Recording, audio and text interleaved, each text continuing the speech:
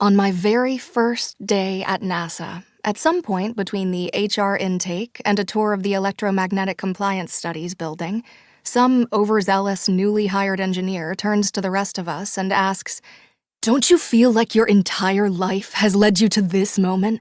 Like you were meant to be here?" Aside from eager Beaver, there are 14 of us starting today.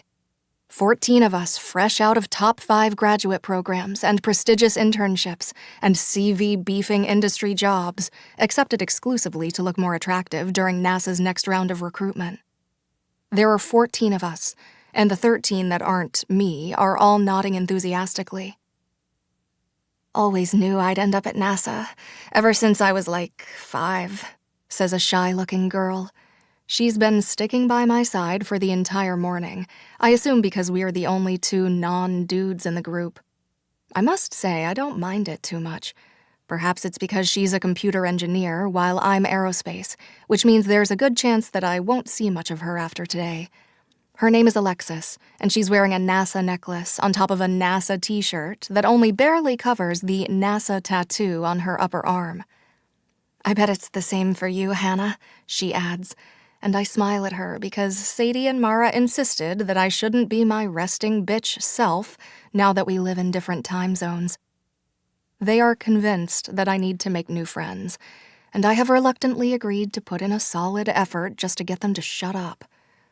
So I nod at Alexis like I know exactly what she means, while privately I think, not really.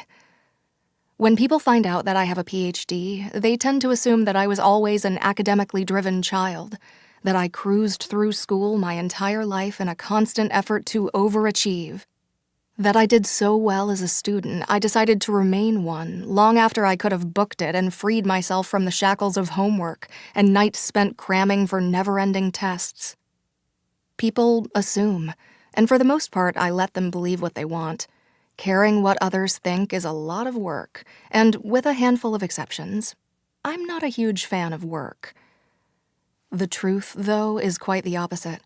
I hated school at first sight, with the direct consequence that school hated the sullen, listless child that I was right back. In the first grade, I refused to learn how to write my name, even though Hannah is only 3 letters repeated twice. In junior high, I set a school record for the highest number of consecutive detention days. What happens when you decide to take a stand and not do homework for any of your classes because they're too boring, too difficult, too useless, or all of the above? Until the end of my sophomore year, I couldn't wait to graduate and leave all of school behind. The books, the teachers, the grades, the cliques, everything.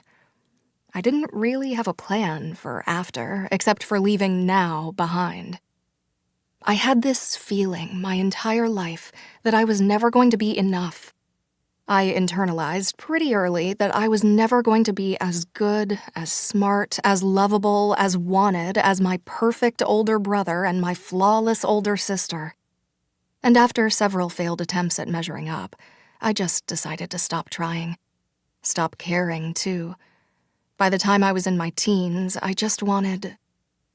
Well, to this day, I'm not sure what I wanted at 15. For my parents to stop fretting about my inadequacies, maybe. For my peers to stop asking me how I could be the sibling of 2 former all-star valedictorians. I wanted to stop feeling as though I were rotting in my own aimlessness, and I wanted my head to stop spinning all the time. I was confused, contradictory, and... looking back, probably a shitty teenager to be around. Sorry, Mom and Dad and the rest of the world. No hard feelings, eh? Anyhow, I was a pretty lost kid. Until Brian McDonald, a junior, decided that asking me to homecoming by opening with, "Your eyes are as blue as a sunset on Mars," might get me to say yes. For the record, it's a horrifying pickup line. Do not recommend. Use sparingly. Use not at all, especially if, like me, the person you're trying to pick up has brown eyes and is fully aware of it. But what was an undeniable low point in the history of flirting ended up serving, if you'll forgive a very self-indulgent metaphor, as a meteorite of sorts. It crashed into my life and changed its trajectory.